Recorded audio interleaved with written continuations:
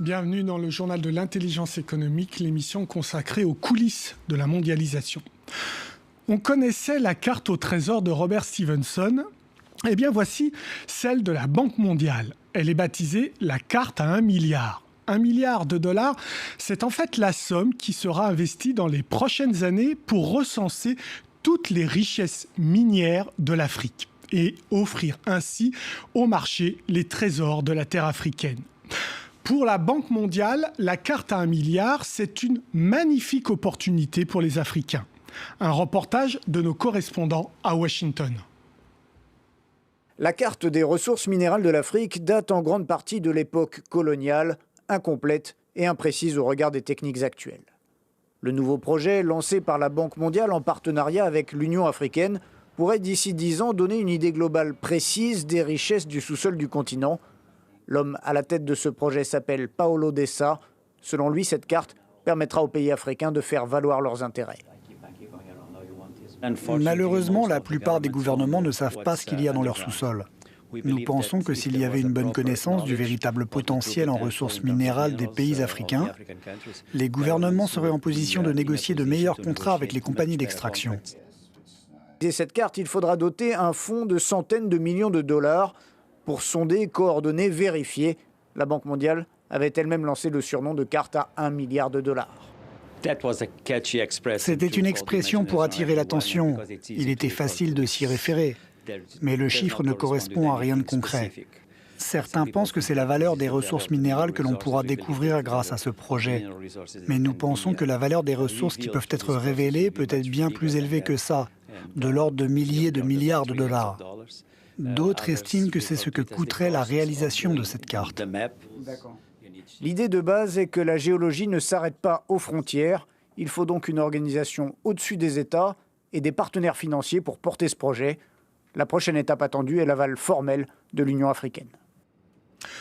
Une organisation au-dessus des États. Mais pourquoi ? Les Africains ne peuvent-ils pas gérer eux-mêmes leurs ressources naturelles ? L'Afrique est-elle prête à accueillir ce don de la terre ? Pour le spécialiste de l'OCDE que nous avons rencontré, la réponse n'est pas évidente. Dans les sous-sols de l'Afrique gisent d'immenses richesses. Les Africains ne le savent pas, ni personne d'ailleurs. Une initiative de la Banque mondiale vise à recenser toutes les ressources naturelles du continent. Le projet est baptisé la carte à 1 milliard. 1 milliard de dollars, c'est la somme qui sera investie d'ici à 5 ans pour mener à bien ce projet. Car l'Afrique est en retard. 5 $ investis par kilomètre carré pour l'exploitation contre 65 au Canada, en Australie et en Amérique latine. Reste à savoir si c'est une chance ou une malédiction. Pour ce spécialiste de l'OCDE, c'est une chance. Il faut prendre ces richesses pour ce qu'elles sont, c'est-à-dire de vraies richesses. Il ne faut pas en avoir peur. L'abondance de richesses ne nuit pas en tant que telle. La vraie malédiction, c'est celle des mauvaises politiques publiques. Pour l'OCDE, l'information est une arme qui impose la transparence. Savoir, c'est éviter les petits arrangements entre les entreprises et les gouvernants. Mais savoir, c'est aussi courir un risque. La découverte de richesses peut nourrir des conflits. Je ne pense pas c'est elle qui les crée, mais elle peut servir de détonateur à un certain nombre de conflits qui peuvent être très meurtriers. L'Afrique est-elle prête à recevoir ce cadeau de la Terre ? Sa gouvernance est-elle suffisamment solide pour résister à la pression et à la loi des multinationales ? Il faut bien comprendre que les ressources minières ou les ressources énergétiques en Afrique, elles ne sont pas exploitées par les États eux-mêmes ou très rarement, sauf en Afrique du Sud, par des entreprises africaines. Ils sont très dépendants des moyens technologiques et financiers de grandes entreprises européennes, américaines, chinoises, malaisiennes, que sais-je. Autrement dit, le citoyen africain est souvent exclu du partage des richesses. Les dirigeants politiques et les multinationales risquent donc d'être les grands gagnants de cette carte à 1 milliard. Bien, avec moi sur ce plateau, Grégoire Niodet, bonjour. Vous êtes chargé des questions financières au Secours catholique et Caritas France et vous êtes l'un des membres de la coalition internationale de la campagne internationale qui est intitulée « Publiez ce que vous payez ». Donc, c'est quoi votre démarche dans cette campagne internationale « Publiez ce que vous payez » ?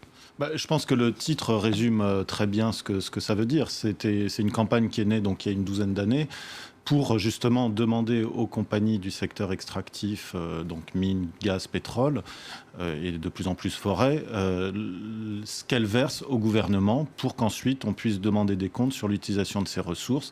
Est-ce que ça a servi le développement réellement ou des dépenses d'apparat ou autre. Donc c'est de la transparence. C'est un processus de transparence. Donc c'est vraiment la première étape indispensable avant d'aller plus loin pour savoir si on gère bien ces ressources. Alors vous l'avez dit, ça a commencé en 2002, je crois, cette campagne. Oui.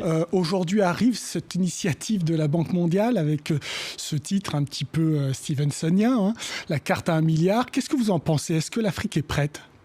Je ne sais pas si on peut dire que l'Afrique est prête. Il y a plusieurs processus, notamment ces processus de transparence, qui peuvent permettre que ça arrive dans de bonnes conditions.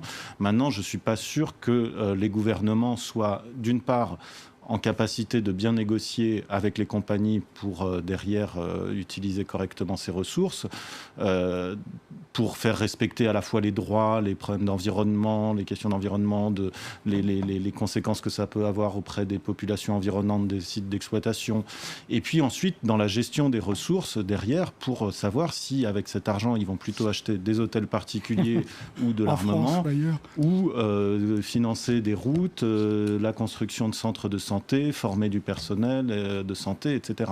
Mais donc pour vous, c'est quand même bien de savoir ce qu'on a dans nos sous-sols. Ça peut être bien, mais si... Alors, c'est là où il faut peut-être faire la différence entre l'outil lui-même qui peut être utile et l'utilisation qui en est faite. Et est-ce qu'il y a les compétences ou la volonté politique, surtout dans des pays comme les pays d'Afrique, de gérer correctement ça et de gérer au bénéfice des populations? S'il n'y a pas vraiment ces conditions réunies, ça risque d'être un outil... Mais sincèrement, vous pensez qu'elles sont réunies, ces conditions, ou pas? On est en train, nous, on se mobilise pour qu'elles soient réunies. Mais maintenant, c'est pas évident, forcément, qu'elles le soient. Alors, 12 ans de campagne, quand même, hein, 2002 à peu près. Qu'est-ce qu'on en tire, là, comme premier bilan? Parce qu'il y a certes la problématique des États et des gouvernants africains qui doivent jouer le jeu, mais il y a aussi les multinationales qui doivent jouer ce jeu-là de la transparence. Alors ce qui est assez intéressant, c'est que lorsque cette campagne a été lancée, il y a eu un succès mitigé, mais un grand succès quand même immédiat. Ça a été le lancement de l'initiative pour les transparences des industries extractives. Donc c'était à l'initiative des pays du G8, notamment de Tony Blair à l'époque. Et donc c'était l'idée de mettre ensemble autour d'une même table les compagnies, les gouvernements des pays de production et les organisations de société civile, les ONG, les syndicats, etc. Et donc d'avoir, pour discuter à la fois des standards de publication, comment on allait publier ce qui était versé par les compagnies d'un côté, et les gouvernements avaient aussi à publier ce qu'ils recevaient. Ce qu'ils recevaient de la part des compagnies, et on comparait. Et on a eu parfois des surprises assez rigolotes où il y avait des écarts de 30%. C'est arrivé au Congo-Brazzaville, par exemple. Sur cette initiative était très intéressante parce que c'était très novateur et très nouveau de mettre ces acteurs ensemble autour d'une table et de façon assez publique. C'est la même chose, donc ça se faisait à la fois au niveau des pays de production, mais aussi au niveau international pour avoir des règles un peu uniformes. Mais cette initiative n'était que volontaire. C'est-à-dire que on n'y allait que ceux qui voulaient y aller. Donc pour les organisations de société civile, c'était pas suffisant. Pas trop de soucis.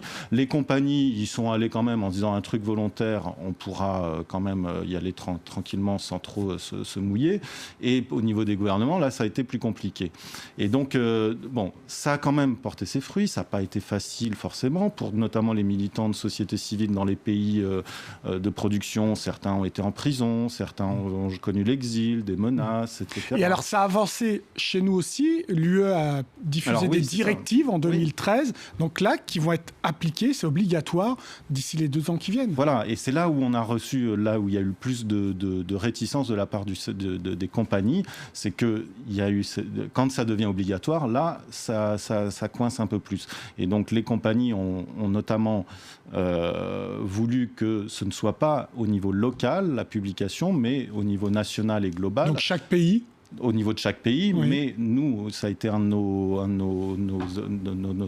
chevaux de bataille assez important, c'est de l'avoir aussi projet par projet pour que les collectivités, les communautés locales puissent aussi avoir cette information et autour des sites de production, puissent aussi demander des comptes sur les ressources qui sont sorties de leur sous-sol. Donc je disais directive européenne de 2013, est-ce qu'elle a été appliquée dans le champ national, par exemple en France ? En France, ça vient d'être voté, comme on dit, transposé, c'est-à-dire un droit européen qui est transposé en droit national. Il y a cette même... En fait, c'est parti aussi des États-Unis dans le cadre de la loi sur la régulation en 2010, mais ça a pris du retard depuis, et notamment parce que le lobby pétrolier américain a porté plainte contre cette réglementation. Et ça a été transposé au niveau britannique, au niveau français et au niveau allemand. Donc on est à peu près dans les clous. Et donc on aura les premiers chiffres à partir de 2016 sur l'année 2015. Ils seront publics ? Ils seront sur les sites internet des compagnies et normalement on espère que ce sera dans des formats utilisables et qui pourront être facilement diffusés auprès des populations locales. Eh bien, on suivra cette affaire. Merci Grégoire Niaudet. L'émission est terminée, mais comme d'habitude, vous pouvez nous retrouver sur france24.com. En attendant, restez avec nous car l'information continue. Au revoir.